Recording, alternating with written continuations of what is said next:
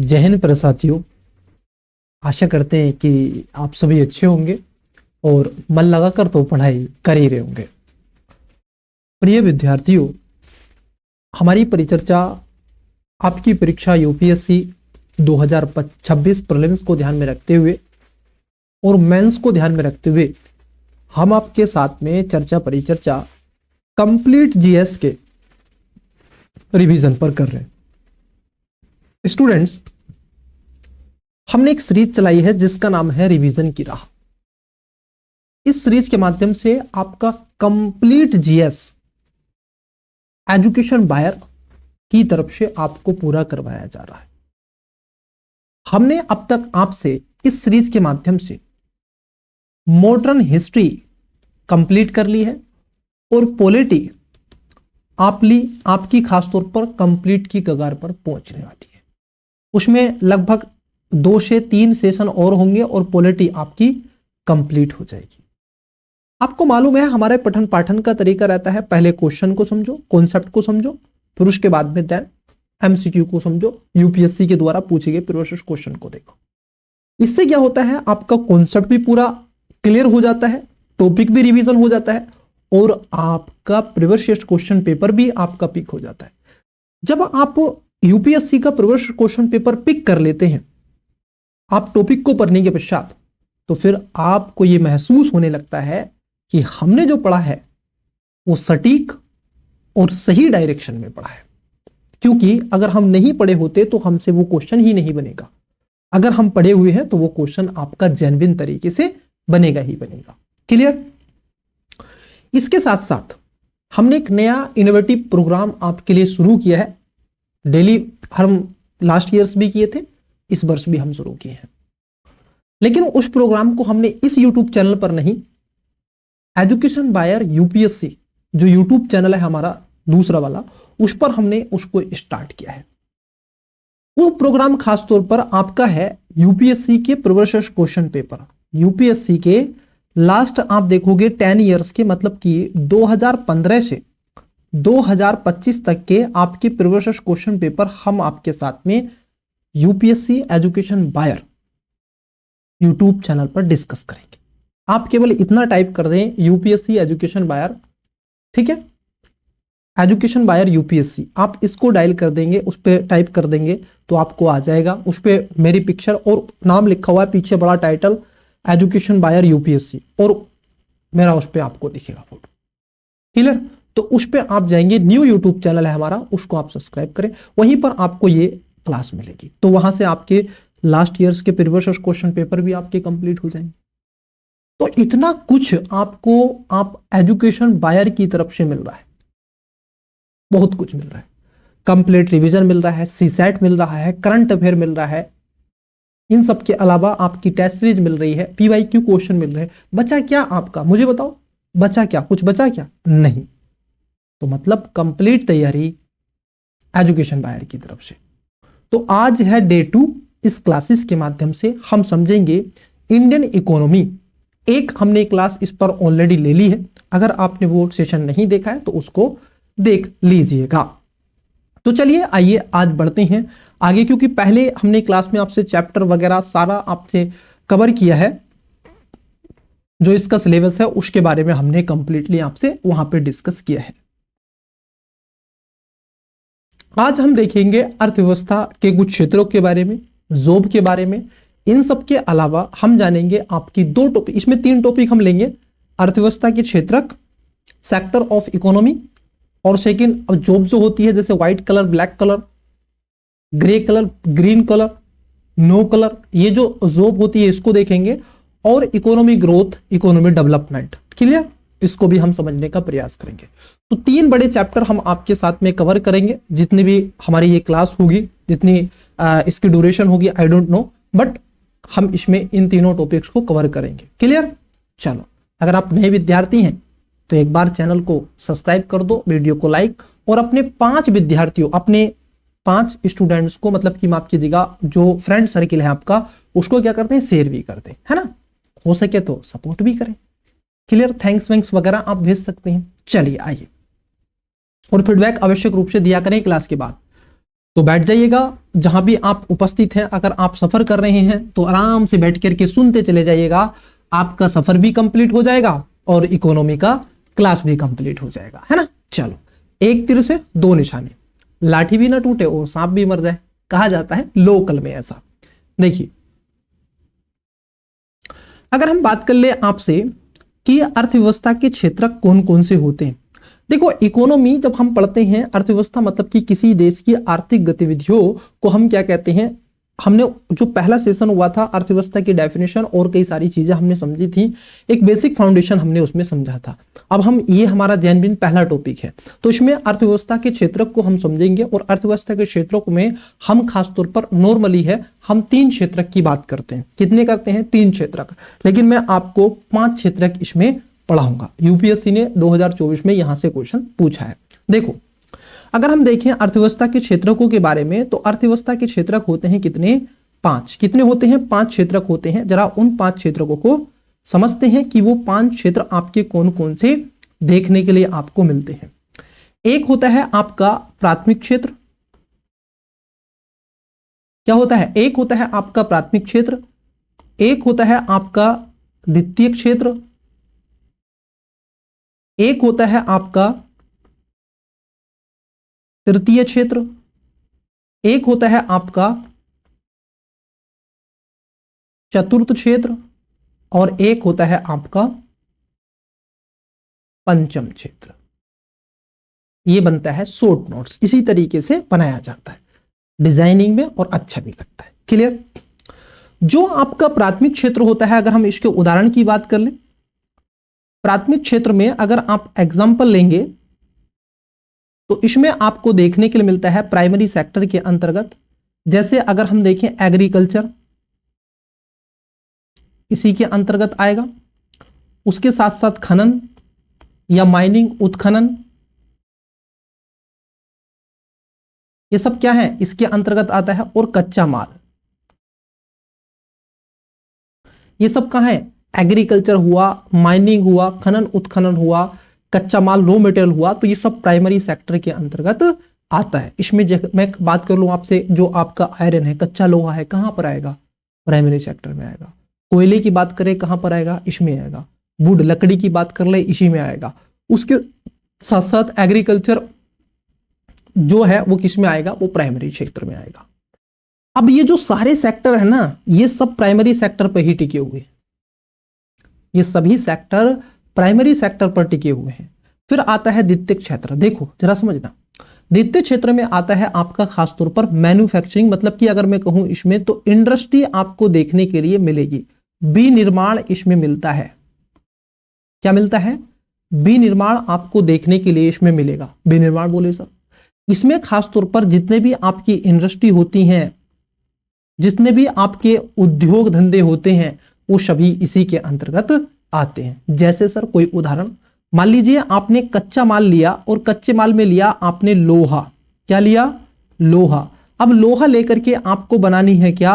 CAR, car बनानी है। तो कार किससे बनेगी? लोहे से। तो मैन्युफैक्चरिंग आप कर रहे हैं। आपको बनाना है ये मार्क, तो ये जो मार्कर अगर बनाना है आपको, तो इसके लिए आपको क्या चाहिए? रॉ मटेरियल चाहिए। अगर ये आपको चश्मा बनाना है तो इसके लिए भी क्या है? आपके पास में रॉ मटेरियल होना चाहिए। क्लियर? बोले सर बिल्कुल क्लियर है। अब आपने कार बना ली है, प्राइमरी सेक्टर से सेकेंडरी सेक्टर में हम आ गए।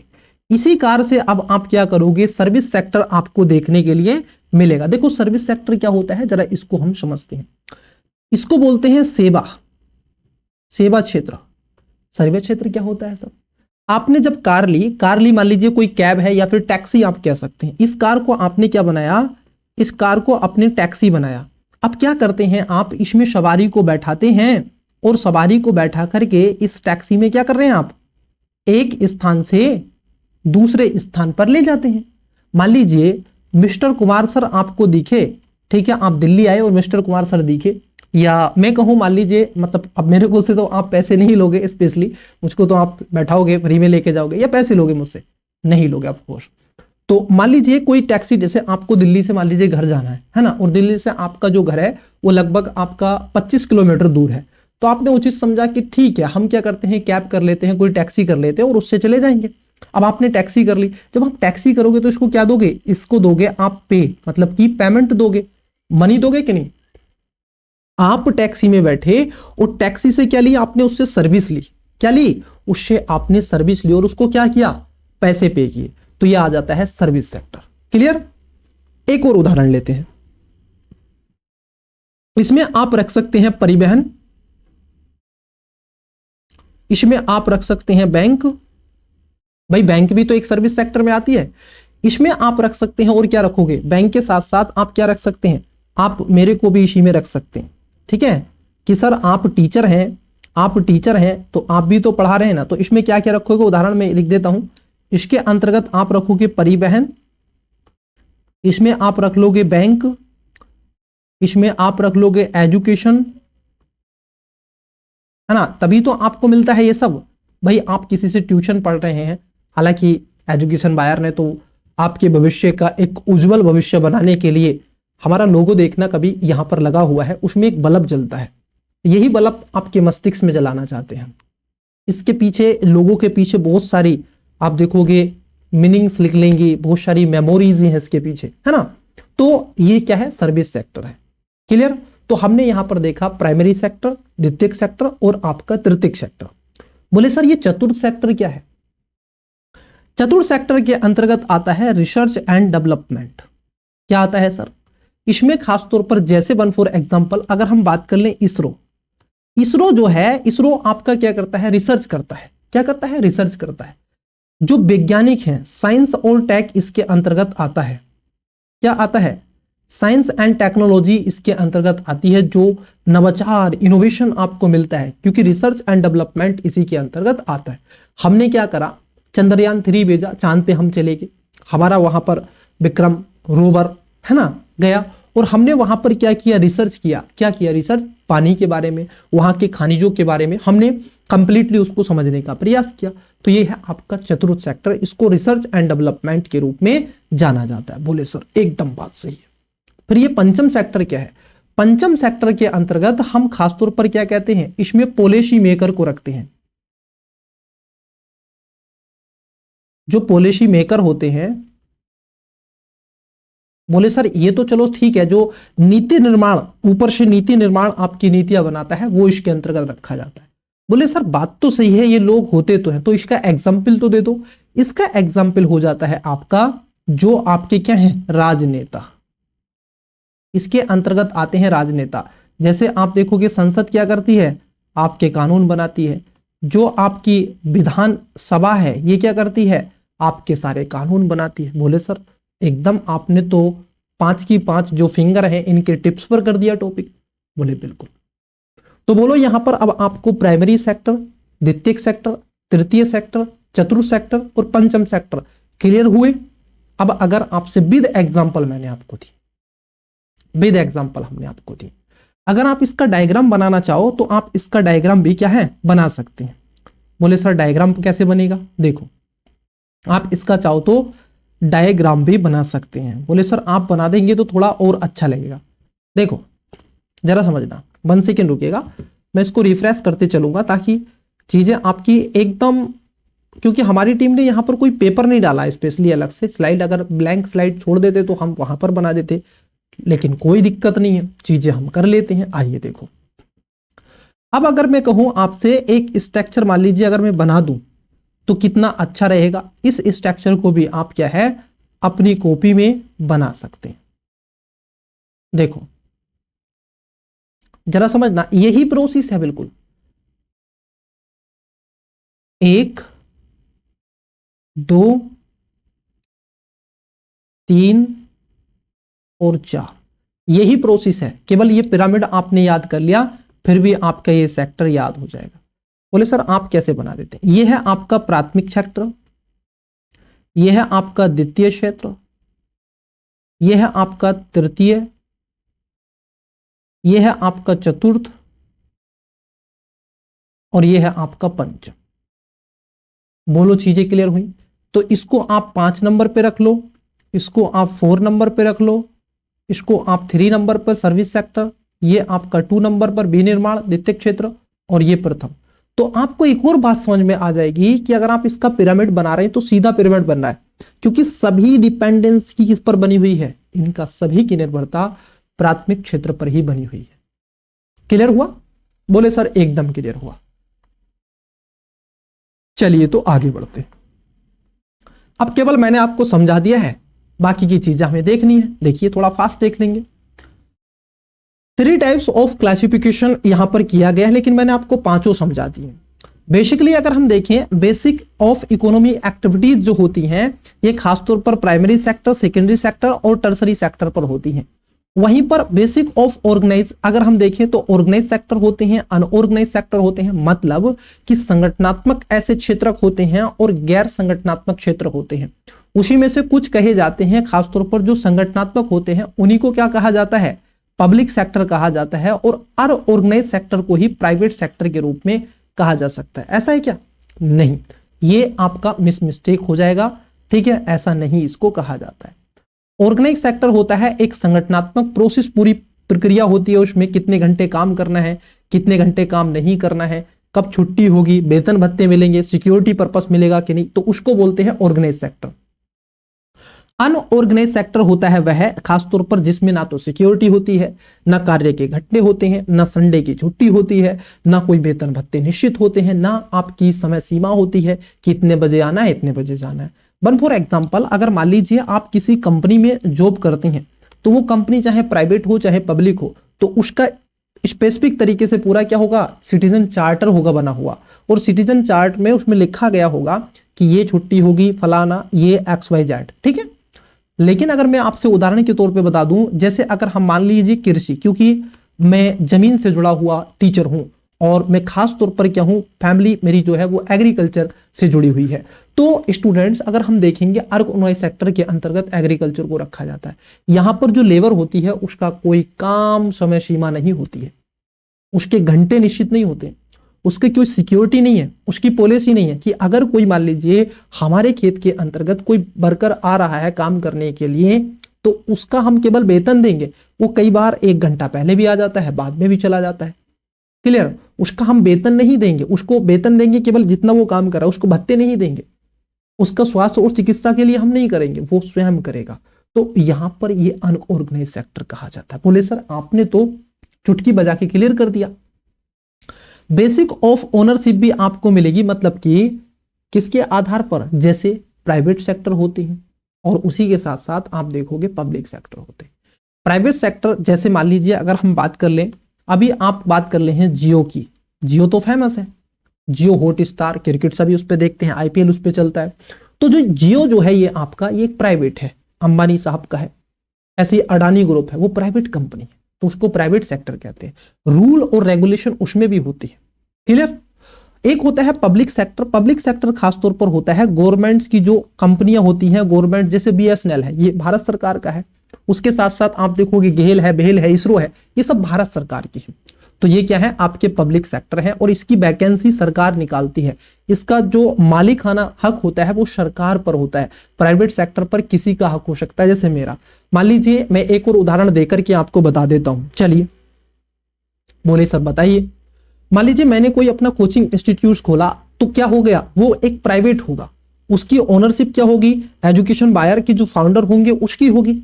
It is clear? जो एजुकेशन बायर के फाउंडर होंगे उसकी ओनरशिप होगी। वहीं अगर मान लीजिए सरकार अगर कोई यूनिवर्सिटी खोले या कोई कोचिंग खोले तो वो सरकार की होगी। It is clear? चलो सर आपने एकदम चीजें क्लियर कर दी हैं। आइए फिर चीजें क्लियर हैं तो आगे बढ़ते हैं। अर्थव्यवस्था के आधार पर क्षेत्रों की बात कर ले तो यहां पर देखो क्षेत्रों की बात कर ले। पहला है आपका प्राथमिक क्षेत्र, द्वितीय क्षेत्र, तृतीय क्षेत्र और आपका है चतुर्थ क्षेत्र, और ये है आपका पंचम क्षेत्र। बोलो चीजें क्लियर? समझा दिया है मैंने आपको ऑलरेडी पहले से। अब थोड़े से उदाहरण यहां पर भी हमारी टीम ने दिए हैं, तो उसको भी थोड़ा समझ लीजिएगा। हमारी टीम कह रही है कि सर आप तो बताओगे, थोड़ा सा इनसे भी समझा देना। देखो जब हम बात कर ले हैं आपसे किस पे, प्राइमरी सेक्टर के बारे में, तो प्राइमरी सेक्टर में जैसे अगर ये उदाहरण है आपके, क्या है उदाहरण है, जैसे एग्रीकल्चर, डेयरी है, फिशिंग है और फॉरेस्ट्री है, तो ये सब किसके अंतर्गत आएंगे, प्राइमरी सेक्टर के अंदर। सेकेंडरी सेक्टर की अगर हम बात कर लें तो इसमें मैन्युफैक्चरिंग, इंडस्ट्री आ जाती है, जैसे आपने बनाया है ये टी शर्ट बना दी, शर्ट बना दी, बिस्किट बना दिया, कार बना दी और कुर्सी बना दी, है ना। ये सब क्या है, आप बना रहे हैं, इसका निर्माण कर रहे हैं, विनिर्माण। जो आपकी टर्सरी सेक्टर होता है इसी को सर्विस सेक्टर कहते हैं। अब मान लीजिए आपको ट्रेन में बैठना है और ट्रेन में बैठोगे तो आप उसमें पे दोगे, टिकट लोगे कि ऐसे ही बैठोगे, टिकट लोगे। अगर मान लीजिए डॉक्टर से आप मेडिसिन लोगे तो उसको पैसे दोगे कि नहीं, फीस दोगे उसकी। वैसे ही कोई शिक्षक आपको पढ़ाएगा तो उसको फीस दोगे कि नहीं, या ऐसे ही पढ़ लोगे, ऐसे नहीं। स्कूल में आप जाते होंगे, कोचिंग जाते होंगे तो कई बार आपसे फीस ली जाती है कि नहीं, मोटी रकम ली जाती है। लेकिन आज एजुकेशन बायर आपके लिए खड़ा हुआ है। क्लियर, सारी चीजें गुणवत्तापूर्ण हम आपको देते रहेंगे। तो कैसे, निःशुल्क। बेसिकली ये निःशुल्क में नहीं है, इसके बदले में हमें आपका स्नेह मिलता है, प्यार मिलता है, जो हमें मोटिवेट करता है और आप सपोर्ट करते हैं और आपका फीडबैक मिलता है। क्लियर, चलो, जिसकी कोई कीमत नहीं होती। तो यहां पर भी आप देखो, जो आपके सेक्टर वाइज इकोनॉमी है और एग्जाम्पल है। प्राइमरी सेक्टर के अंतर्गत आप फार्मिंग की बात कर लेंगे, माइनिंग की बात कर लेंगे, है ना, और फिशरिंग की बात कर लेंगे। इसके साथ साथ मैन्युफैक्चरिंग सेकेंडरी सेक्टर होता है, इसमें कार फैक्ट्री है, बिक्री है, और उसके साथ साथ जो आपकी ब्रेवरी है, फ्लोर मिल है, तो यहां पर आपको मिलेंगे। सर्विस सेक्टर देखो, एटीएम खड़ा हुआ है, बैंकिंग है, रिटेल शॉप है, उसके साथ साथ रेस्टोरेंट है। गए हैं कि नहीं अपने बॉयफ्रेंड या गर्लफ्रेंड को लेकर के, बोलो हाँ। अपने भाई बहन के साथ में, अपने फ्रेंड्स के साथ में, बॉयफ्रेंड गर्लफ्रेंड के साथ में, पेरेंट्स के साथ गए कि नहीं रेस्टोरेंट, एक दो बार तो गए होंगे, है कि नहीं। हाँ चलिए, ये उनके उदाहरण हैं, कई बार आपसे पूछ लिया जाता है, तो बेसिकली इनको याद में रखना है। प्राइमरी आप देखोगे इसमें जो रॉ मटेरियल आता है ना, तो ये आपको सभी चीजें पता है। सेकेंडरी के अंतर्गत ये सब आते हैं, है ना। उसके साथ साथ टर्सरी में आता है। क्वार्टनरी में देखो, चतुर्थ में क्या है, एजुकेशन, पब्लिक सेक्टर, उसके साथ साथ रिसर्च एंड डेवलपमेंट, है कि नहीं। चलो आगे बढ़ते हैं। पंचम क्षेत्र के अंतर्गत तो उच्च पदाधिकारी होते हैं, जो कौन होते हैं, जिसको गोल्डन कॉलर जॉब भी कहा जाता है, और ये सभी इसके अंतर्गत क्या होते हैं, पॉलिसी मेकर होते हैं। पॉलिसी मेकर्स होते हैं जितने भी होते हैं, खासतौर पर जैसे संसद में बैठे हुए कौन है, आपके सांसद हैं। विडंबना बस ये है, इसमें से जो सांसद हैं भारत में 40% पर क्या है, सिविल और क्रिमिनल, इन दोनों पर केस है और कुछ नहीं है।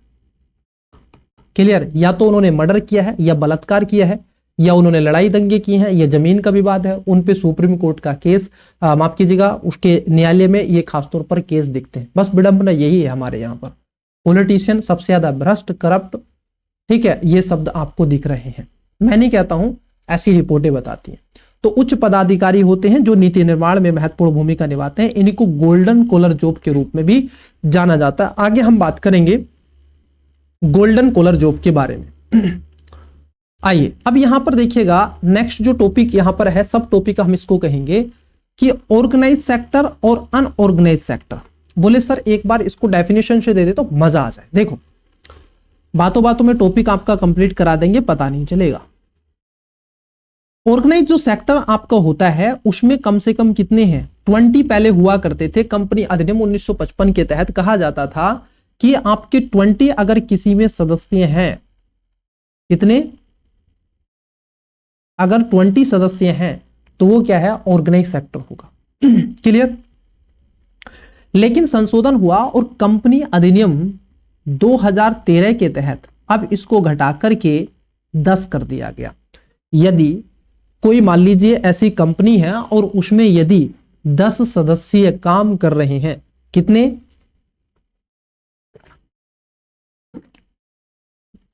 10 यदि मेंबर उसमें कंपनी में काम कर रहे हैं तो वो खासतौर पर ऑर्गेनाइज सेक्टर कहलाएगा, संगठनात्मक क्षेत्र उसको कहेंगे। यदि 10 से कम सदस्य, यदि 10 से कम सदस्य, जैसे 9 सदस्य हो सकते हैं, 8 हो सकते हैं, 7 हो सकते हैं, ठीक है, 2 या 3 भी हो सकते हैं, 5 भी हो सकते हैं, तो कंपनी अधिनियम 2013 के तहत वह आपका अनऑर्गेनाइज सेक्टर कहलाएगा। क्या कहलाएगा, असंगठनात्मक क्षेत्र वो कहलाएगा, मतलब कि अनऑर्गेनाइज सेक्टर कहलाएगा। इट इज क्लियर या नो, बोलो। अभी एजुकेशन बायर में 10 सदस्यों से कम सदस्य हैं, तो ये अनऑर्गेनाइज सेक्टर है। जैसे ही इसमें 10 से ज्यादा काम करने लगेंगे, ठीक है, तो फिर ये कंपनी अधिनियम 2013 के तहत आ जाएगा। फिर आगे चल के 4-5 साल के बाद में जब इसमें 10,000 20,000 लोग काम करेंगे, तो फिर क्या होगा, ये आप देखोगे, फिर हम एक पब्लिक कंपनी के रूप में इसको कन्वर्ट करने का कोशिश करेंगे। क्लियर? बोले सर एकदम सही कहा आपने। चलो आगे बढ़ते हैं आगे बढ़ते हैं। देखो समझो थोड़ा वो, संगठित क्षेत्रों के अंतर्गत खासतौर पर क्या होता है, पंजीकृत होते हैं। इसमें रोजगार की नियमित अवधि होती है, न्यूनतम वेतन होता है, कार्य की मनोचित दशाएं होती हैं। अगर कोई व्यक्ति काम करेगा तो वो काम खासतौर पर कुछ दशाओं के तहत करेगा, ठीक है। सरकारी नीतियों का क्या किया जाता है, इसमें पालन होता है। असंगठित क्षेत्र के अंतर्गत अपंजीकृत होता है, ना तो उसमें कार्य की कोई अवधि होती है, पता चल रहा है कि वो 10 घंटे से 12 घंटे तक काम कर गया। उसके साथ साथ न्यूनतम वेतन इसमें कोई निश्चित नहीं होता है, पता चला कि 100 पे भी काम कर रहा है और ये भी पता चला कि वो आपका 500 पर भी काम कर रहा है। मैंने अधिकतर देखा है जब महिलाएं और पुरुष दोनों काम करते हैं, एक तरफ वुमेन है और एक तरफ मैन है, तो वुमेन की जो सैलरी होगी वो कम होगी, किससे, मैन से। ये मैंने देखा अनऑर्गेनाइज्ड सेक्टर में। उन सब के अलावा कार्य की मनोचित दशाएं इसमें कदापि नहीं होती हैं। एग्रीकल्चर में अगर कोई व्यक्ति काम करने के लिए आता है, मानो मेरे यहाँ पर शुगर कैन की फसल थी और मैंने उसमें स्प्रे लगा दिया, बहुत खतरनाक मैंने मेडिसिन उसमें यूज की है जो कीट पेस्ट है ना, मैंने यूज कर दी। अब उसमें ले जाकर के लेबर भी हमने कर दी कि चलो काम करो इसमें, है ना। तो अब उस कंडीशन में हम उसको ना तो कपड़े देंगे, ना उसके फेस पे लगाने के लिए कुछ देंगे, ना उसके हेड पे लगाने के लिए देंगे, जो सेंसिटिव स्किन है उस पर भी नहीं लगाने के लिए देंगे। वो स्वयं अपने वस्त्र घर से लाए, सारी चीजें अपने आप करे, ठीक है। हमें तो काम से मतलब। तो ये चीजें होती हैं असंगठित क्षेत्र में। इसमें क्या है, सरकारी नीतियों का कोई पालन वालन नहीं होता है। चलिए आगे बढ़ते हैं। तो ये भी मैंने आपको बता दिया कि प्राइवेट सेक्टर क्या होता है और पब्लिक सेक्टर क्या होता है। कंपनी अधिनियम 1955 के तहत पहले कितना था, इसको 20 रखा गया था, लेकिन अब 2013 के तहत में इसको 10-10 कर दिया गया है। अगर 10 से कम है, अगर 10 से कम है तो वो खासतौर पर प्राइवेट होगा, और उसके साथ साथ माफ कीजिएगा 10 से कम है, 10 से कम है तो वो आपका असंगठित होगा। पब्लिक और प्राइवेट का मतलब मैंने आपको पहले ही समझाया है। पब्लिक और प्राइवेट का मतलब यहां पर ये होता है कि प्राइवेट जिसका ओनर कोई व्यक्ति है, जैसे मैंने आपको उदाहरण दिया था जियो, हमने आपको उदाहरण दिया था अडानी, अडानी ग्रुप, ये सब क्या है, प्राइवेट है। अब मैं आपसे कहूं भेल, अब मैं आपसे कहूं भेल की बात कर ली मैंने, अब मैं कहूं इसरो, मैं आपसे कहूं बीएसएनएल के बारे में बात कर लो, तो ये सब क्या है, पब्लिक है, जो गवर्नमेंट के सेक्टर के अंतर्गत आती हैं। भारतीय रेलवे, अगर मैं आपसे बात कर लूं मेट्रो, मेट्रो आपका पीपीपी मॉडल पर आधारित है। किसकी बात कर लें, मेट्रो को अगर हम देखें तो ये क्या है, पीपीपी मॉडल इसको बोलते हैं, इसको कहा जाता है पब्लिक प्राइवेट पार्टनरशिप मॉडल। तो इसमें दोनों काम करते हैं, है ना। तो ये मैं आपको उदाहरण के थ्रू बता रहे हैं। आइए थोड़ा समझ लेते हैं इसको आगे और भी। पब्लिक सेक्टर के अंतर्गत इसमें प्रोवाइडर पब्लिक गुड्स होती है, नोड इफेक्टेड बाय रीजन होता है, गवर्नमेंट जॉब टू प्रोटेक्ट इसमें इन्वायरमेंट होता है, और हेल्प रिड्यूस इनक्वालिटी, और उसके साथ साथ इन सोसाइटी, तो जो आपकी इनइक्वालिटी को ये कम करता है, किसमें, रिड्यूस करता है, जो असमानता होती है। लेकिन अगर हम देखें जो प्राइवेट सेक्टर होता है, ये प्रॉफिट इनिशिएटिव टू वे आप देखोगे इफिशियंट होता है। ये तो किसके लिए, लाभ के लिए काम करता है, किसके लिए काम करता है, लाभ के लिए काम करता है। इंटरप्रेन्योर क्रेडिटर जो वेयर एंड नीडेड होती है वहां पे। लेसिस ब्यूरोक्रेसी यहां पर देखने के लिए मिलेगी बहुत कम मात्रा में, और स्कोप फॉर करप्शन अधिक होता है यहां पर। तो जो ब्यूरोक्रेसी है बहुत कम होगी, करप्शन की हाई चांस यहां पर मिलते हैं। इसके साथ साथ जो रिक्वायर्ड टैक्स आप देखोगे टू फंड के रूप में ही यहां पर दिया जाता है। आइए तो हमने क्या देखा, हमने आपसे पहला टॉपिक समझा, बेसिकली कुछ कॉन्सेप्ट हमने आपसे चर्चा के बिंदु बनाए। उसमें कॉन्सेप्ट सबसे पहले हमने ये जाना कि सर अगर आपसे पूछे प्राइवेट सेक्टर क्या होता है, पब्लिक सेक्टर क्या होता है, ऑर्गेनाइज सेक्टर क्या होता है, अनऑर्गेनाइज सेक्टर क्या होता है, और इकोनॉमी के जो क्षेत्रक हैं, चाहे उसमें प्राइमरी क्षेत्र हो, सेकेंडरी क्षेत्र हो, टर्सरी क्षेत्र हो और क्वाटनरी क्षेत्र हो, ये हमने देखे, उसके आपके एग्जाम्पल भी दिए। अब आता है टाइप ऑफ जॉब्स, मतलब कि जो नौकरियां, जिस नौकरी की आप तैयारी कर रहे हैं वो नौकरी किस सेक्टर में आती है। मैं आपको पढ़ा रहा हूं as a teacher, as a mentor, as a educator, तो मैं किस कैटेगरी की जॉब में आता हूं। अगर कोई वर्कर काम कर रहा है यहाँ पे एग्रीकल्चर में तो वो किस कैटेगरी के अंतर्गत आता है। कोई मैनेजमेंट का काम कर रहा है वो कौन से कॉलर की जॉब में आएगा। कोई कोयले की खदान में लगा हुआ है वो कौन से कॉलर की जॉब में आएगा। पता होना कि नहीं चाहिए, बिल्कुल पता होना चाहिए। तो चलिए आइए देखते हैं इन्हीं कॉलर्स की जॉब के बारे में, समझते हैं और चीजों को बड़े विस्तार से समझने का प्रयास करते हैं। आइए फिर आगे बढ़ते हैं, एक एक करके आपसे चर्चा परिचर्चा करेंगे। देखो पहला आता है गोल्ड कॉलर जॉब। बोले सर ये गोल्ड कॉलर जॉब क्या होता है। हाईली स्किल्ड और नॉलेजेबल ये पीपल होते हैं, मतलब कि उच्च इनकी कौशल होता है, मतलब कि आप कहोगे इनमें उच्चतम कौशल आपको देखने के लिए मिलेगा और इस सेक्टर में ये क्या होते हैं, शिक्षित होते हैं। ठीक है, इनसे बड़ा फिर कोई नहीं होता है उसमें। जैसे डॉक्टर, क्लियर, क्योंकि डॉक्टर अपने उस सेक्टर में नॉलेजेबल होता है। आप जाओगे कि ये किसका है, हार्ट का पेशेंट है और ये हार्ट का डॉक्टर है, ये खासतौर पर ब्रेन का डॉक्टर है, ये स्टमक का डॉक्टर है, ये हड्डी का डॉक्टर है, ये आप देखोगे है ना, ऐसे होता है कि नहीं, अलग अलग ऑर्गन के डॉक्टर होते हैं। तो वो विशिष्ट स्पेसिफिक होते हैं कि इससे जुड़ी हुई कोई भी लंग से जुड़ी हुई बीमारी होगी तो ये डॉक्टर देखेगा। तो उच्चतम कौशल होता है इनके पास में।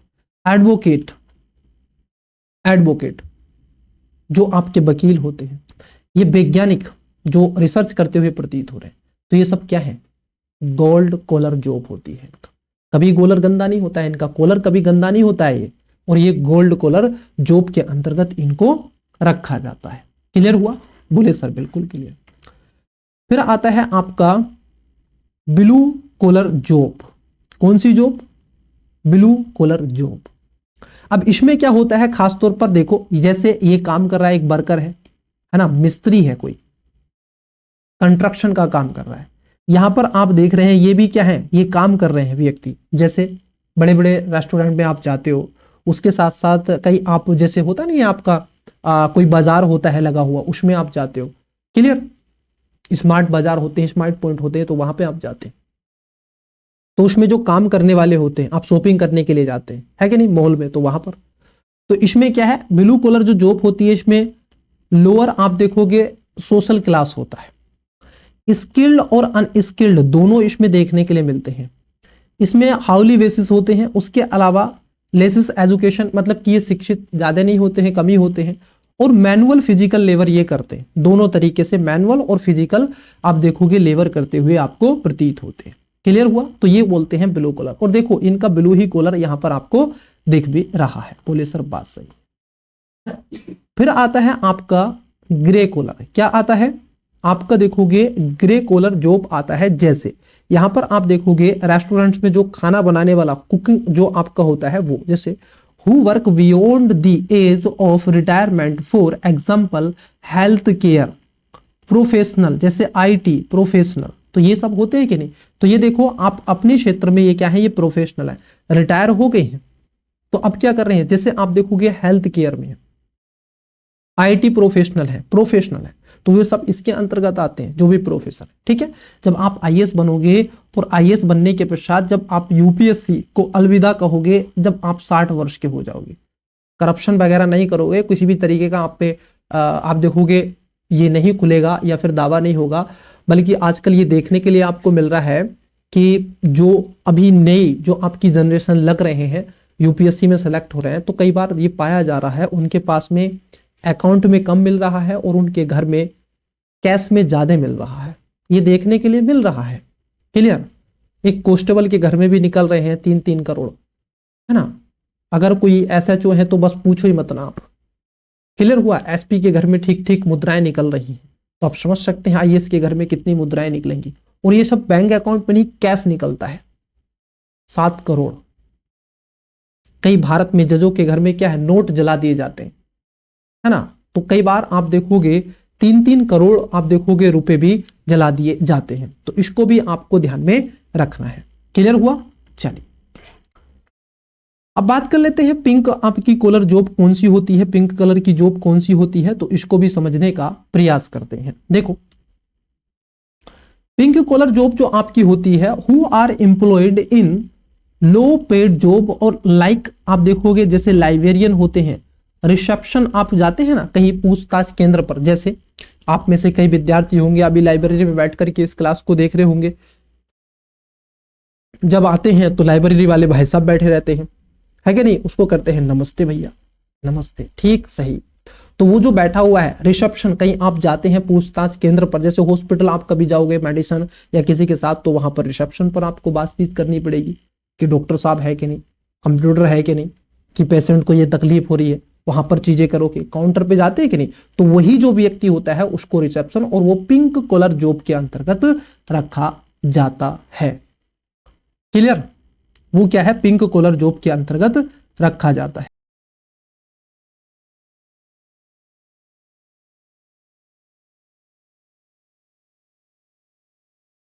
चलिए तो यहां तक चीजें क्लियर होगी। तो हमने पिंक कॉलर जॉब को भी आपके साथ में क्या है समझ लिया है। बोले सर एकदम चीजें क्लियर हैं, आगे बढ़िए आप। चलिए आप समझ लेते हैं ग्रीन कॉलर जॉब। ये ग्रीन कॉलर क्या है सर, ये एक नया आया है क्या? बोले हाँ, ये आपका नया आया है। ग्रीन कॉलर जॉब का मतलब होता है people employed in alternative energy source like World Wide Fund और nature, Greenpeace and solar plant. यदि कोई एम्प्लॉयड आप देखोगे, यदि कोई पर्सन, मान लीजिए अगर मैं कहूं ये ए नाम का व्यक्ति है, ये ए नाम का व्यक्ति है, और ये व्यक्ति क्या है, ये व्यक्ति खासतौर पर आप देखोगे ये आपका ग्रीन मान लीजिए एक प्लांट है, इसमें क्या है जॉब करता है, इनकी देखरेख करता है, ये जो प्लांट लगे हुए हैं। क्लियर? ये जो व्यक्ति है ए, तो ये क्या है खासतौर पर जैसे एनर्जी सोर्स है, जैसे वर्ल्ड वाइड फंड और नेचर में काम करता है, ग्रीन पीस और खासतौर पर सोलर प्लांट में, तो ये खासतौर पर इसमें आएगा। जैसे वन विभाग के कर्मचारी आते कि नहीं, IFS आप बनोगे, इंडियन फॉरेस्ट ऑफिसर जब आप बनोगे तो आप खासतौर पर ग्रीन कॉलर जॉब के अंतर्गत आओगे। क्लियर हुआ? बोले सर क्लियर हुआ, आगे बढ़िए। उसके बाद आता है ब्लैक कॉलर। बोले सर ये तो मैंने बहुत बार सुना है ब्लैक कॉलर, और इसको तो देख के ही पता चल जाता है। देखो वर्कर इन दी माइनिंग और दी ऑयल इंडस्ट्री, मतलब कि अगर कोई वर्कर है ना, जो आपके कर्मचारी हैं, यदि वो माइनिंग में, खनन और उत्खनन में लगे हुए हैं, ऑयल इंडस्ट्री में लगे हुए हैं, तो आप देखोगे ब्लैक कॉलर, ये सब काले काले हो जाएंगे। देखो वस्त्र भी नहीं है इनके शरीर पे और ये काले हो चुके हैं। ये है ओपन कॉलर जॉब। मतलब सर यहां पर आपको दिख रहे हैं ये कौन है, ये मिस्टर कुमार सर है। कौन है? मिस्टर कुमार सर आपको प्रतीत हो रहे हैं, ठीक है। अब ये क्या है, ओपन कॉलर जॉब है, एकदम टाई वाई लगा करके एकदम भाई साहब ऐसे खड़े हुए हैं, है ना। A work who work from an home via internet, मतलब कि घर से बैठ करके ये क्या है, होमवर्क से ही अपना चल रहा है, वर्क फ्रॉम होम, घर से ही करके आप कार्य कर रहे हैं, बच्चों को पढ़ा रहे हैं एजुकेशन बायर संस्था पर, और इंटरनेट की सुविधा का यूज कर रहे हैं। ये रे मिस्टर कुमार सर, है ना। तो इनको इसके अंतर्गत रखा जाता है। फिर आता है आपका व्हाइट कॉलर जॉब। ये देखिएगा आप, जब ऑफिस की कोई सर्विस करता है, व्हाइट कॉलर मतलब कि जैसे ये सफेद है ना, टाई वाई लगाया हुआ है एकदम, जैसे नेहरू जैकेट हम पहने हुए हैं, तो एक तरीके से व्हाइट कॉलर जॉब, देखो, है ना। तो ये सब इसके अंतर्गत क्या है, रखा जाता है। क्लियर? तो यहां पर क्या है, office worker and management and journal आप देखोगे जो सेंस होता है, तो वो इसके अंतर्गत आते हैं। यदि कोई मैनेजर है, जैसे आप जाते हैं बैंक में, आपने सुना होगा आपके पेरेंट्स कहते हैं जाकर के बैंक मैनेजर से बात करना और उसको बताना आपने कलेक्टर की पढ़ाई की है, सही से उससे पूरा हिसाब मांगना, आपको हिसाब देगा। तो चीजें क्लियर है कि नहीं, कहते हैं कि नहीं? हाँ बोले सर बिल्कुल बात सही है। तो ये व्हाइट कॉलर जॉब के अंतर्गत आते हैं। फिर आते हैं ऑरेंज कॉलर जॉब। कई बार आपने देखा होगा जैसे पर्सनल लेबरर होते हैं, है ना, जैसे आपने देखा होगा, जैसे ये देखो स्वीट्स बना रहे हैं, मिठाई बना रहे हैं ये लोग, है ना, हलवाई बोला जाता है इनको लोकल भाषा में। तो ऑरेंज कलर इनकी जॉब होती है, ये कार्य कर रहे हैं, स्वीट्स बना रहे हैं। जैसे मैरिज में आपने देखा होगा, आते हैं कि नहीं, वो सब क्या है, ऑरेंज कलर जॉब के पर्सन होते हैं, उनका जो कार्य होता है। अब कई व्यक्तियों को ये पसंद होता है कि सर मुझे तो आर्ट बहुत पसंद है, मुझे तो पेंटिंग बनाना बहुत पसंद है, तो इनको कहा जाता है नो कलर जॉब। इनका कोई कलर नहीं होता है, ये ध्यान रखना है, इनका कोई कलर नहीं होता है। जैसे artist and who choice passion and growth then financial gain, people who don't get paid but still work and vulnerables fall under this segment as well। ये किसके लिए काम करते हैं, ये अपने लिए काम करते हैं, ग्रोथ करते हैं ये अलग अलग सेक्टर में। जैसे देखो यहां पर एक लड़की खड़ी हुई है, महिला है, और एक पेंटिंग इन्होंने खूबसूरत ही बनाई है, पता नहीं कौन है, मुझे तो ऐसे लग रहा है कि विराट कोहली है, विराट कोहली मुझे लग रहा है, आपको जो लग रहा है कमेंट्स में बताइए। तो नो कलर जॉब है, आप में से कई होंगे जो पेंटिंग का काम करते होंगे, ग्रोथ करते हैं, आर्टिस्ट होंगे कई तरीके के। आर्टिस्ट केवल पेंटिंग बनाने वाला नहीं होता है, आर्ट तो अलग अलग है ना, कोई सिंगिंग भी करता होगा, जो दर्शा सके, चित्र बना सके। केवल ये पेंटिंग ही नहीं, आप बना देते हो, क्या पता आप नक्शा बना देते हो, है ना, आप में से पता चले कि आप एकदम से मैप बना देते हैं बहुत अच्छा वाला, तो आप भी तो आर्टिस्ट है ना, मैप एकदम अच्छा बना देते हैं। तो ये नो कलर जॉब कही जाती है। दी कलर ऑफ योर कलर, अब आपको इसमें से चुन लेना है कि आपका कौन सा कलर है। यहां पर कई कलर की जॉब आपके सामने है, अब आप अपने आप को ढूंढिएगा, आप इसमें से किस कैटेगरी में आएंगे, किस कलर जॉब में आप आते हैं, ये आप अपने आप में रख सकते हैं। ठीक है, जैसे आप देखोगे व्हाइट कलर में इसमें क्या रख सकते हैं, डेस्क जॉब है, मैनेजर है, क्लर्क है। ब्लू कलर में आप रख सकते हैं स्किल्ड लेबर है, जैसे मैकेनिकल, कंस्ट्रक्शन है, ये सब आते हैं इसमें। गोल्ड कलर की बात कर लें तो इसमें प्रोफेशनल होते हैं, अकाउंटेंट होते हैं, डॉक्टर होते हैं, इंजीनियर होते हैं। पिंक कलर में इसमें आप देखोगे कल्चरल हेड वाई वुमेन है, ठीक है, उसके साथ साथ वेटरनेस होते हैं, उसके साथ साथ आप देखोगे रिटेल और क्लियर होते हैं। ऑरेंज कलर में जैसे आप देखोगे पर्सन एंड लेबर होता है। ब्लैक कलर में आपके जैसे डर्टी और इलीगल, खासतौर पर ये होते हैं इलीगल जॉब होती है, माइनिंग होती है, ठीक है, डर्लिंग होती है, इसमें ड्रिलिंग होती है। नो कलर में आर्टिस्ट आते हैं, ठीक है, और उसके साथ साथ आप देखोगे फ्री स्प्रेडशीट इसके अंतर्गत आ जाते हैं। तो आप अपने आप को बताइएगा आप किस कैटेगरी में है, कमेंट्स में कौन से कलर की जॉब के अंतर्गत आप आते हैं। क्लियर हुआ? बोले सर आनंद की अनुभूति करवा दी आपने, हमने आज तक पढ़ा ही नहीं था ये सब कलर बोलर, तो यूपीएससी पूछता है, आप पढ़ो मत पढ़ो, यूपीएससी का काम है पूछना, हमारा काम है आपको सही डायरेक्शन दे देना। बोले सर आपने इतना अच्छे से समझा दिया है, अब कोई भी पूछ ले टिप्स पर हो गया। तो आपको कमेंट्स में ये बताना है आप किस कॉलर जॉब के अंतर्गत आते हैं, बस आपको ये बता देना है, बाकी चीजें मैं समझ लूंगा कि आपकी चीजें क्लियर हो गई हैं। बोले सर इतनी सी बात हम बता देंगे कमेंट्स में, तो बता दीजिए बस कमेंट में। आइए अब समझते हैं नेक्स्ट टॉपिक के बारे में। नेक्स्ट टॉपिक है आपकी स्क्रीन पर देखिए, टॉपिक है आपका आर्थिक विकास, आर्थिक विकास एवं आर्थिक समृद्धि। बोले सर इसको इंग्लिश में क्या कहते हैं? इसको कहते हैं इकोनॉमी डेवलपमेंट, और इसको कहते हैं इकोनॉमी ग्रोथ। बोले सर अब चीजें क्लियर हो। कई बार इंग्लिश का शब्द हम सुने होते हैं तो हमें चीजें वहां से बहुत इजी हो जाती हैं। बोले सर कैसे? देखो अगर हम बात कर लें आर्थिक समृद्धि मतलब कि इकोनॉमी ग्रोथ, किसकी बात कर लें? इकोनॉमी ग्रोथ की। इसमें छुपा हुआ है कि सर ग्रोथ हो रही है, मतलब मान लीजिए यहां पर कोई ए बंदा था, कोई ए व्यक्ति था, ए नाम का पर्सन था। आज इसके पास में क्या है, मानो कि इसके पास में एक ये घर है, कोई ये क्या है, इसका घर है। कल को क्या हो, इसके पास में और 2 घर बन जाए, और 2 इसके पास में क्या हो, और 2 इसके पास में आप देखोगे घर और बन जाए 2, मतलब कि सर इसके पास में अब 3 घर हो गए, एक ये घर हो गया, ठीक है x, और एक घर हो गया y, और एक घर हो गया z। मतलब इसके पास में 5 साल के बाद या 2 साल के बाद में 2 घर और हो गए, तो इसकी क्या हुई है सर, ग्रोथ हुई है। इसकी क्या हो गई है, ग्रोथ हो गई है। मान लो इसमें जया हो, जया का पहले एक घर था, 5 साल के बाद पता चला उसने अलग अलग 2 घर और ले लिए, तो इसकी ग्रोथ हुई कि नहीं।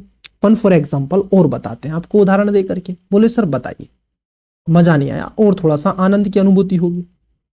चलिए मान लेते हैं कि इसमें कोई एक व्यक्ति ले लेते हैं, एक्स नाम का पर्सन है, या आप में से किसी का नाम ले लेते हैं। चलिए किसी का नाम नहीं लेते क्योंकि केवल आप ही का नाम नहीं है, कई क्या होते हैं फिर बुरा भी मान जाते हैं, कुछ व्यक्ति कंप्लेंट करने लगते हैं कि आप किसी का नाम लेकर के क्यों बोल रहे हैं। तो हम कह रहे हैं कि मानो एक ए नाम का व्यक्ति है, इसके पास में अभी क्या है, खासतौर पर अभी रिसेंटली अगर हम देखें तो इसके पास में क्या है, ये मात्र एक क्या है, कार है। क्लियर, एक कार है इसके पास में। हुआ क्या, 2 साल के बाद इसके पास में 5 कार और हो गई हैं, 5 कार और हो गई हैं। बोले सर 5 कार 2 साल पे इसने, हाँ, तो एक कार थी अब 5 और हो गई हैं, 1 + 5 कितना हो गई, 6। मतलब सर इसकी ग्रोथ हुई। बिल्कुल यही ग्रोथ होती है। और इसमें क्या होता है, ये होती है आपकी क्वांटिटिव, क्वांटिटिव बोले तो मात्रात्मक, मात्रात्मक वृद्धि। यहां पे मात्रा बढ़ गई है, मतलब कि पहले उसके पास में एक के पास में एक कार थी, अब 2 कारें और आ गई हैं, आप कह सकते हैं। या फिर मैं कहूं आपसे सर इसको और वृद्धि स्तर पर बताइए ना। अगर मैं कहूं आपसे कि भारत सरकार के पास में अगर मान लीजिए इंफ्रास्ट्रक्चर डेवलपमेंट लगातार होता रहे, इंफ्रास्ट्रक्चर जैसे सर मान लीजिए आपके यहां पर 4 लाइन गुजरता था, सरकार ने 6 लाइन कर दिया, तो उसकी क्या है, मात्रा बढ़ी, बढ़ी कि नहीं।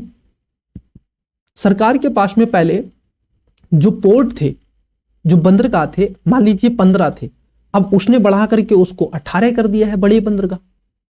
भारत सरकार के पास में जो एयरपोर्ट थे, मान लीजिए कितने थे, 100 थे, अब बढ़ा करके उसने 200 कर दिए। मतलब ये सब क्या है, मात्रात्मक वृद्धि हो रही है। यदि किसी में नंबर बढ़ जाए, मात्रा बढ़ जाए, तो इकोनॉमी ग्रोथ हो रही है, इकोनॉमी ग्रोथ हो रही है। आपके अकाउंट में या मैं कहूं आपके पास में मान लीजिए एक बंगला था, जो भी आप किताब इस वीडियो को देख रहे हैं, क्लास को देख रहे हैं, आपके पास में एक बंगला था। एक बंगला आपने चेन्नई में ले लिया, एक मुंबई में ले लिया, एक जम्मू कश्मीर में ले लिया, एक पश्चिम बंगाल कोलकाता में ले लिया, एक आपने दिल्ली में ले लिया, एक बनारस में ले लिया। अब कितने सारे बंगले आपके पास में हो गए, तो आपकी क्या है, मात्रात्मक ग्रोथ हो गई। तो इसको बोलते हैं आर्थिक समृद्धि, मतलब कि इकोनॉमी ग्रोथ हुई है, इकोनॉमी के पर्पज से। बोले सर बात यहां तक चीजें क्लियर हो गई है। अगर हमें बता दें आर्थिक विकास, इकोनॉमी डेवलपमेंट और बता दें तो चीजें बड़ी अच्छी हो जाए। ये बड़ी अच्छी बात कही है। देखो अब मैं अगर आपसे बात कर लूं कि यहां तक तो चीजें ठीक है, अब मैं कहूं आपसे कि जो आपकी मान लीजिए सरकार ने बनाया पोर्ट, ठीक है, बंदरगाह, सरकार ने बनाया रेलवे, सरकार ने क्या बनाया, रोड, क्लियर, सरकार ने बनाया हेलीपैड, क्लियर, ये सरकार ने बनाया। और सरकार ने एक नहीं, ये 100 200 ऐसे बनाए, क्लियर। अब ऐसा तो नहीं है सरकार ने रोड बना दिया, रेलवे बना दी, हेलीपैड बना दिए, क्लियर। अगर इस पोर्ट से, ये जो बंदरगाह है, इससे अगर इसका लाभ सभी को मिले, एक नहीं 1000 को मिले, 1000 को नहीं 1 लाख को मिले, 1 लाख को नहीं 1 करोड़ को मिले, तो ये क्या होगा, मात्रात्मक तो है ही है लेकिन गुणात्मक है। अब इससे क्या होगा, अगर पोर्ट आपने बनाया, ना केवल ये पोर्ट अडानी के लिए है, बल्कि इन फ्यूचर अगर आप भी जाओ उस पोर्ट से तो आपके लिए भी है। अगर किसी समृद्धि ग्रोथ, किसी प्रोडक्ट को आप अगर देखो, उसका जो प्रभाव है वो ना केवल 1% तक सीमित है, बल्कि 1 से अधिक % तक ये आप देखोगे दिख रहा है, तो उसको हम क्या कहेंगे, आर्थिक डेवलपमेंट कहेंगे। रोड केवल 1% के लिए नहीं बनाया सरकार ने, उसको कई पर्सन के लिए बनाया, उस पे मैं भी गाड़ी लेकर के जा सकता हूं, आप भी गाड़ी लेकर के जा सकते हैं। रेलवे में केवल मैं ही नहीं बैठ सकता, सरकारी नहीं, आप भी बैठ सकते हैं, कोई और भी बैठ सकता है। हेलीपैड पर केवल सरकारी थोड़े नहीं उतरेगी, आप भी उतरोगे। आपको अगर विदेश जाना है तो आप भी उतरोगे। It is clear. तो इसको बोलते हैं आर्थिक डेवलपमेंट। यदि आर्थिक समृद्धि का विकास, अगर आर्थिक समृद्धि का लाभ अन्य तक भी जा रहा है, औरों तक भी टच हो रहा है, किसी तीसरे चौथे पांचवें 10वें 100वें 1000 1,00,000 1,00,000वें व्यक्ति को भी अगर उसका मिल रहा है, वो भी उसका यूज कर पा रहा है सकारात्मक दृष्टिकोण से, तो क्या होगा? ये आर्थिक विकास होगा। मतलब सर आपने एकदम चीजें क्लियर कर दी। और आपके कहने का मतलब यहां पर यह है कि जो आपकी आर्थिक समृद्धि होती है वो खासतौर पर होती है मात्रात्मक, और जो आपकी खासतौर पर आप देखोगे विकास होता है इकोनॉमी डेवलपमेंट, तो ये आपका मात्रात्मक प्लस गुणात्मक, ये दोनों ही प्रकार का होता है। मतलब कि क्वालिटिव और क्वांटिटिव। क्वालिटी भी इसकी मस्त होनी चाहिए और क्वांटिटी भी होनी चाहिए, मात्रा भी अधिक है और क्वालिटी भी अच्छी है। क्लियर हुआ? चीजें बोलो, यहां तक चीजें क्लियर हुई कि नहीं? बोले सर एकदम क्लियर होगी। आइए तो अब आर्थिक विकास और आर्थिक समृद्धि हमने समझ ली है, अब फास्ट वे में टॉपिक को समझ लेते हैं। यही बेस है टॉपिक का, यही है बेस। अगर इस बेसिक को समझ गए, एडवांस अपने आप समझ में आ जाएगा। देखिए यहां पर हमारी टीम ने बड़ा अच्छा एक पिक्चर लगाया है, और इस पिक्चर के माध्यम से आप चीजों को क्या है और अच्छे वे में समझ सकते हैं। यहां पर है इकोनॉमी ग्रोथ। देखो इससे जरा समझो, ये इकोनॉमी ग्रोथ हो रही है। देखो पहले कितने थे? थोड़े से मुद्राएं थी, फिर और बढ़ी, फिर और बढ़ी, फिर और बढ़ी, अब देखो कितनी मुद्राएं हो गई। तो इसको क्या बोलेंगे? इकोनॉमी ग्रोथ बोलेंगे।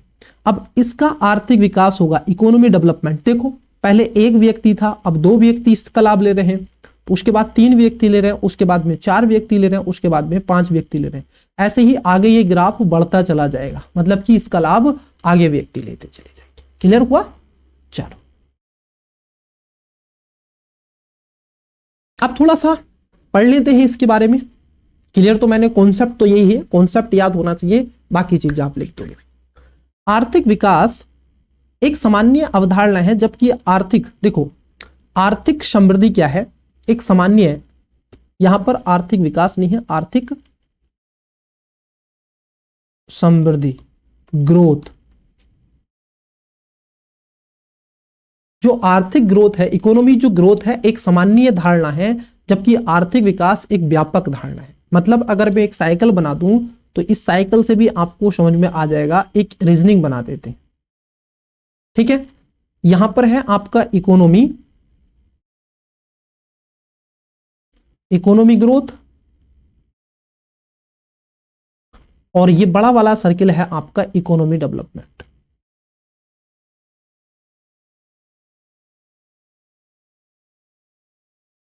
क्लियर हुआ? तो ऐसे भी आप सर्किल से, ये सब आपको मेंस में लिखना होता है, ऐसे सर्किल बना करके इंप्रेशन हो जाता है, प्रभावित हो जाता है एग्जामिनर समझने के लिए, बाधित हो जाता है देखने के लिए। आर्थिक समृद्धि की धारणा आर्थिक विकास के अंतर्गत आती है। देखो आर्थिक समृद्धि की धारणा आर्थिक विकास के अंतर्गत आती है। आर्थिक समृद्धि मूलतः उत्पादन की वृद्धि से संबंधित है, जबकि आर्थिक विकास का संबंध देश में सर्वांगीण विकास से संबंधित है। सभी का विकास होना चाहिए, बड़ा वाला सर्किल। क्लियर? बोले सर क्लियर। आगे बढ़ते हैं। देखिए प्रीलिम्स के फैक्ट से भी हमारी टीम ध्यान रखती है, अगर प्रीलिम्स से पूछा जाए तो। आर्थिक समृद्धि की बात कर ले, ये मात्रात्मक परिणाम होता है, इसमें साधन होता है, विकास की गारंटी नहीं होती है। मापक इसका जीडीपी और पर कैपिटा इनकम से निकाला जाता है। व्यक्ति या समाज के लिए ये प्रथम पद के रूप में आता है।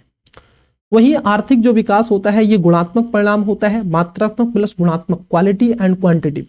इसमें खासतौर पर साध्य की बात होती है, विकास की गारंटी होती है, और इसमें मापन होता है ह्यूमन डेवलपमेंट इंडेक्स के माध्यम से। मतलब कि जीवन प्रत्याशा क्या है, व्यक्ति या समाज के अंतिम व्यक्ति तक, मतलब कि ये पहुंची है कि नहीं चीजें, उस पर ये निर्धारित की जाती है।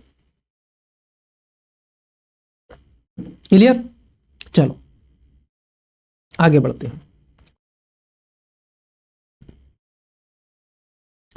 यदि कोई देश आर्थिक रूप से विकसित है तो यह कहा जा सकता है कि वह आर्थिक रूप से समृद्ध है। अगर कोई विकसित है ना आर्थिक रूप से तो समृद्ध तो होगा, जैसे अमेरिका आर्थिक रूप से विकसित है तो समृद्ध देश है।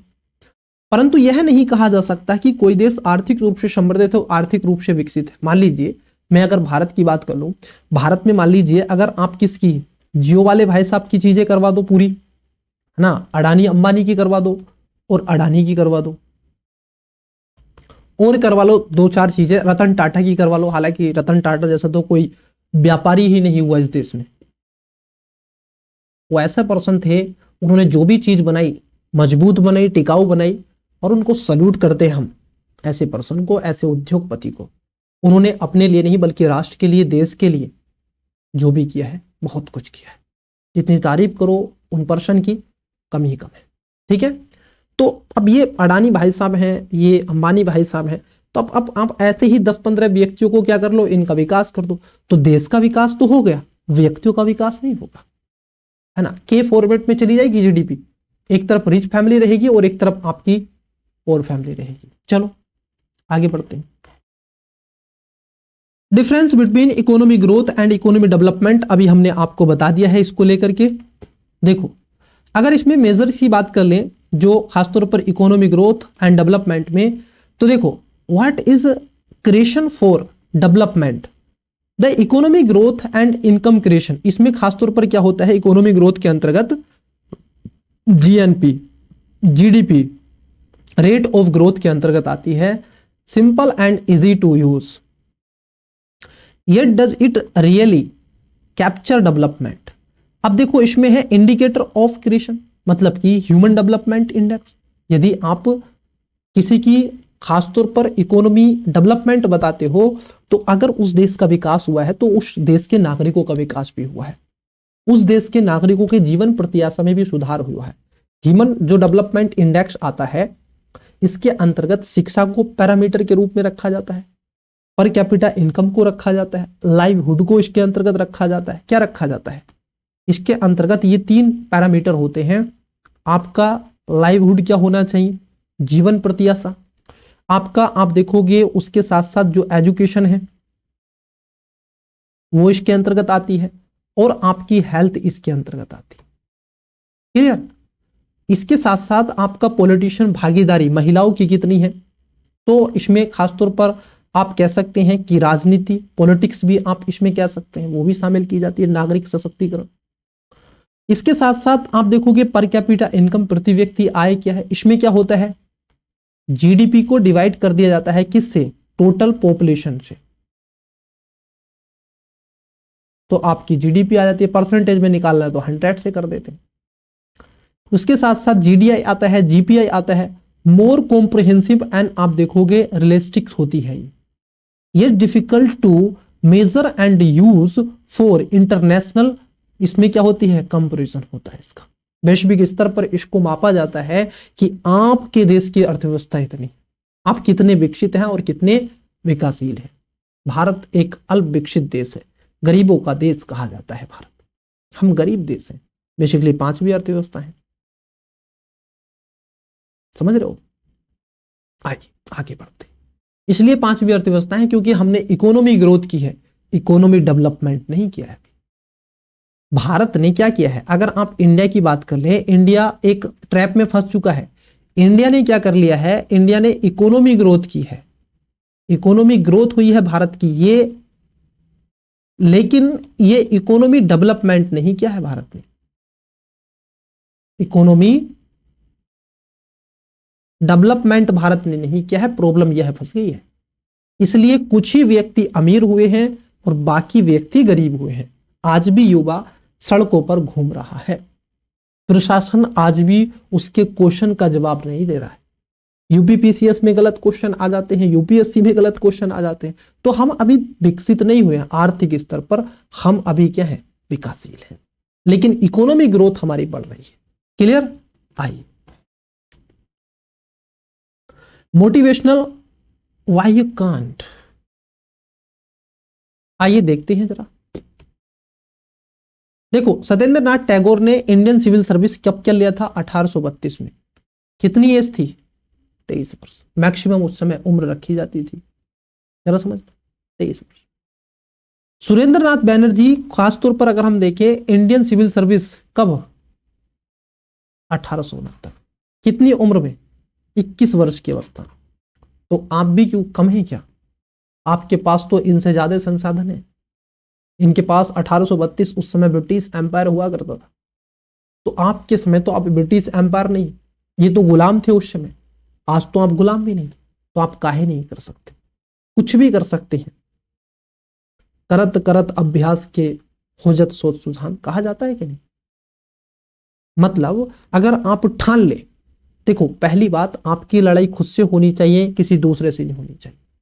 मैं कई ऐसे विद्यार्थियों को जानता हूं जो पढ़ते हैं दूसरे को देखकर, खुद को देखकर पढ़, हाँ, दूसरे को नहीं। लड़ाई खुद से होनी चाहिए, किसी और से नहीं। आपने खुद को हरा दिया ना, समझ लो सबको हरा दिया। आप खुद से हार गए, हराना चाहते दूसरे को, तो आप स्वयं हार जाओगे। तो इसलिए आपको स्वयं से लड़ना है और आगे बढ़ते चलना है। हमने बस आपको थोड़ा सा पुश करने का प्रयास किया है 2-4 लाइनों के माध्यम से।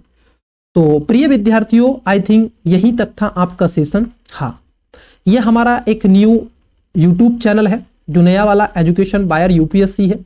ठीक है, आप सर्च करोगे तो आपको ये लोगो मिल जाएगा, सेम यही लोगो, एजुकेशन बायर यूपीएससी। इसी पर हम खासतौर पर पीवाईक्यू का सेशन स्टार्ट करने जा रहे हैं। प्रीवियस क्वेश्चन पेपर का सीरीज है ये। इसमें 2015 से 2025 तक, मतलब कि लास्ट 10 वर्षों के हम क्या करेंगे, आपके प्रीवियस क्वेश्चन पेपर चर्चा का बिंदु बनाएंगे। कंप्लीट इसमें चीजें हम करेंगे, जिसमें polity, economy, history, geography, science and tech, ecology, environment के क्वेश्चन हम आपके साथ में चर्चा का बिंदु बनाएंगे। इसी यूट्यूब चैनल पर हम आपकी सीसैट की प्रैक्टिस भी करवाएंगे। बाकी की तैयारी तो हमने इधर करवा दी है, प्रैक्टिस उधर करवा देंगे। सीसैट की, मैथ की करवा देंगे, कॉम्प्रिहेंशन की करवा देंगे, रीजनिंग की करवा देंगे। और बताओ, क्लियर? तो ये सारी चीजें हम आपके साथ में लेकर के आ रहे हैं। चलिए, तो मिलते हैं आपसे जल्द ही किसी और सेशन में। हाँ, तो प्रिय विद्यार्थियों, आज के लिए इतना ही, इस क्लासेस में इतना ही था। तो मिलते हैं आपसे जल्द ही किसी और सेशन पर। तब तक के लिए मन लगा के पढ़ते रहें, और यदि चैनल को सब्सक्राइब नहीं किया है तो कर दें, वीडियो को लाइक कर दें, शेयर कर दें और चैनल को सब्सक्राइब कर दें। तो मिलते हैं आपसे किसी और सेशन में, तब तक के लिए बेस्ट ऑफ लक, बाय।